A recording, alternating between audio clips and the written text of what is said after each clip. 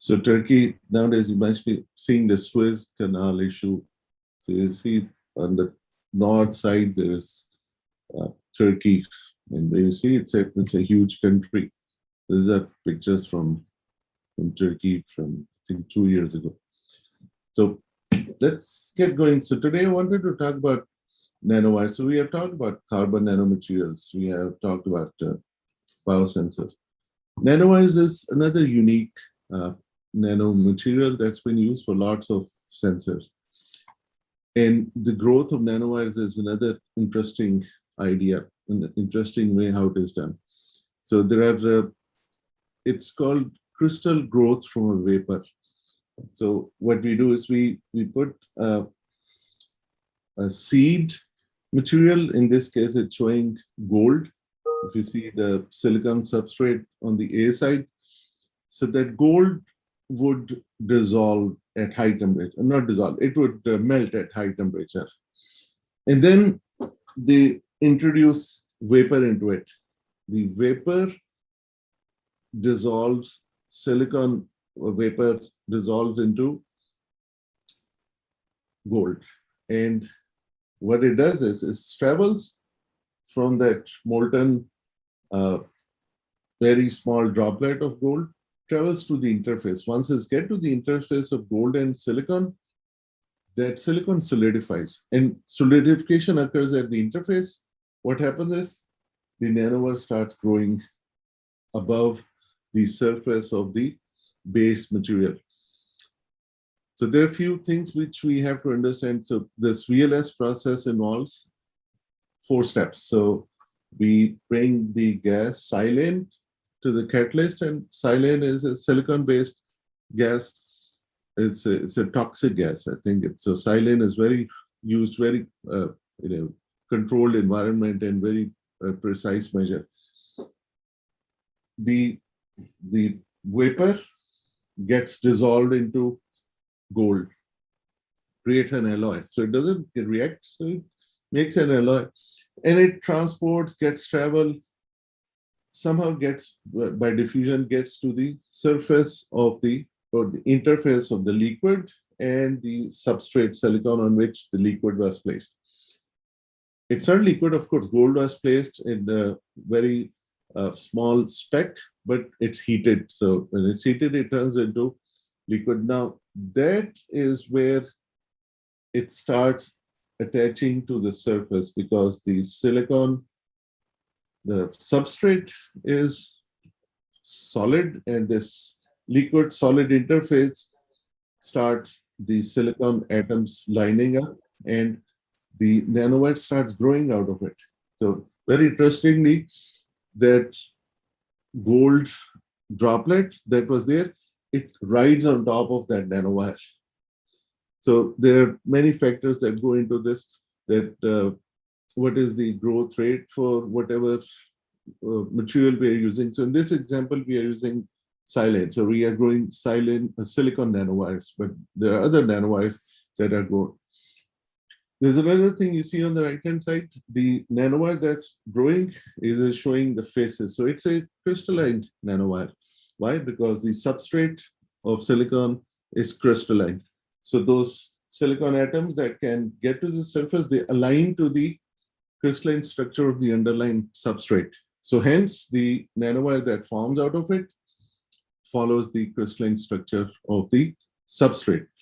Now, there's just one nanowire shown, but we throw a bunch of thousands of droplets, thousands of specks of gold, which turn into droplet once it heats up.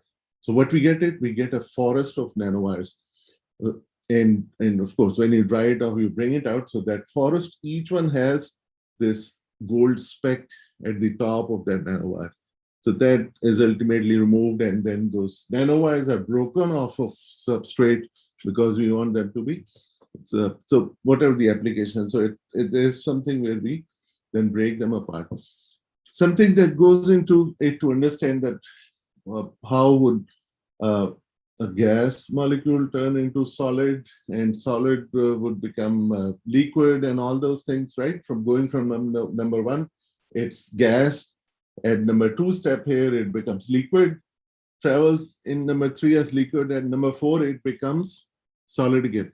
So something which material scientists use called a phase diagram. So phase diagram is where we have the phases of a material with respect to temperature. So in this case, what we have is we have gold, and then we are looking at the atomic percentage of silicon.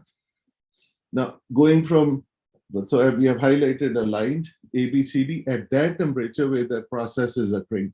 So as more and more silicon gets added, we change the phases. So the phase here, let me blow it up, is where on the at point A, it's liquid.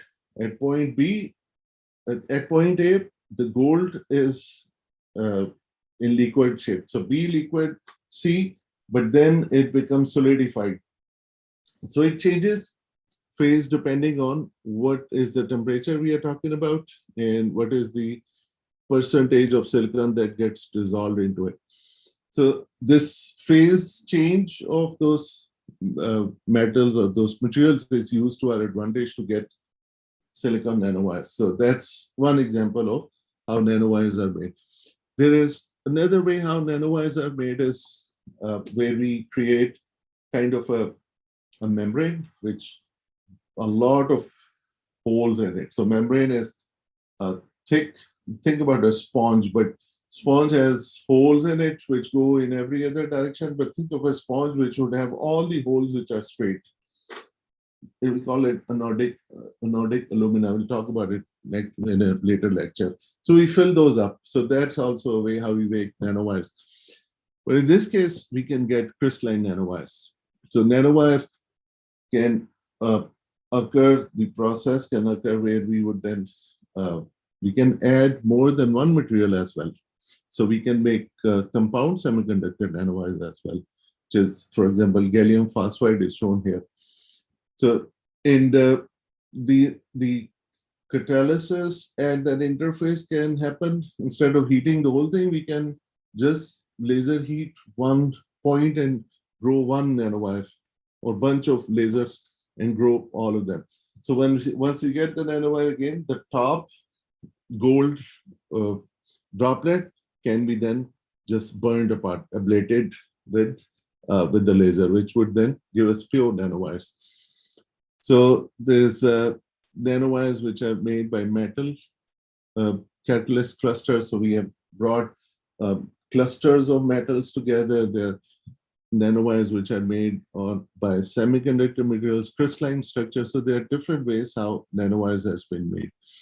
And they can be, we can introduce one kind of precursor and that results formation of wire of one material, then we can stop that precursor or that gas and introduce another one, and that can result into a material of another type added to the nanowire.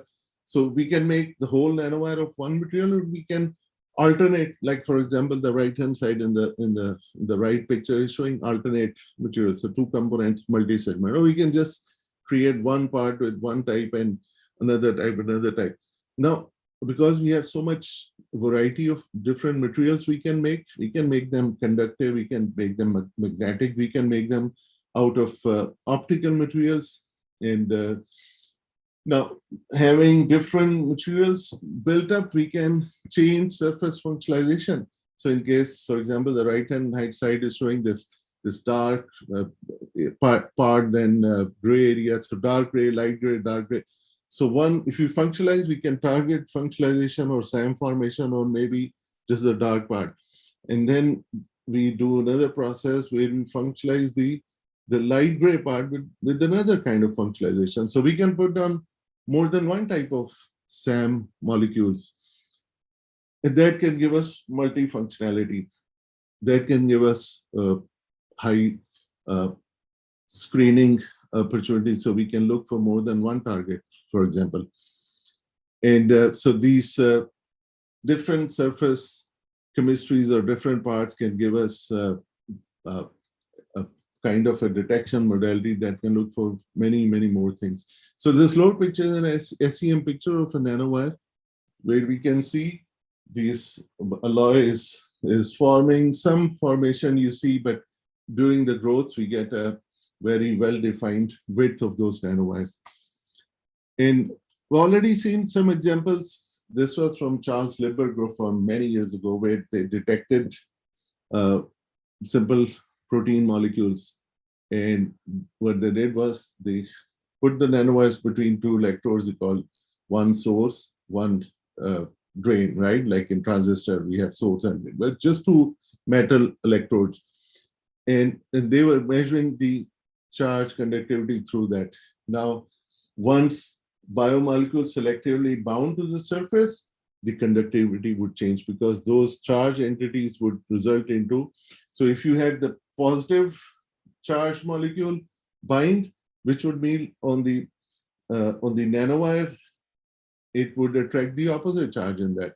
So depending on what kind of doping is done, we would either see increase in conductivity or reduction in conductivity. In both cases, the idea is we would be able to sense the small amount of those biomarkers which would accumulate on that functionalized selective nanowire, right? So this is an example of a SAM, right? So here the SAM is of protein molecules, right? So what kind of protein? You can look up the literature, and that would be one molecule, and the application would be detection of whatever target molecule was that, right? So you can make a chart out of different kind of surface functionalized molecules and what are the applications for those.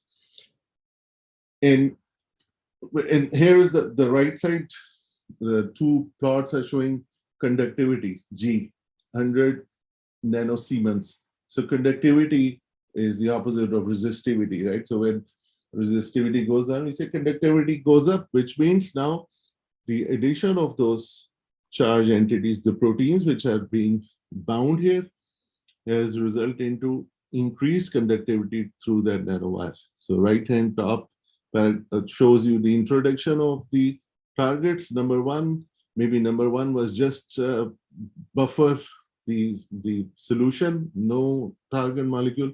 But then number two, then you see jump in conductivity. So conductivity increases. Number three, further increase. So whatever reaction was happening, so they could see in real time that reaction occurring at molecular scale by changing the change, by measuring the change in the conductivity of these nanowires. Right. So here there were disease was identified more expression of tyrosine kinase, central element, and cell signaling.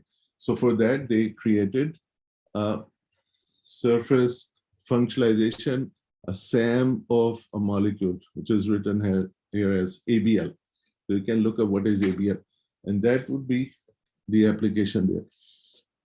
There's been application of nanowires for proteins, for viruses, for DNA.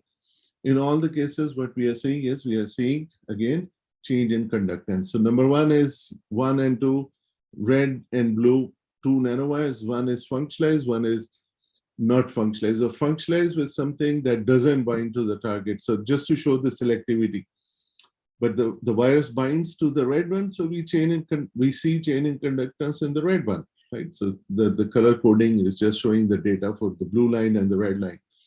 So the blue line then acts as kind of a baseline or background or self-referenced electrode.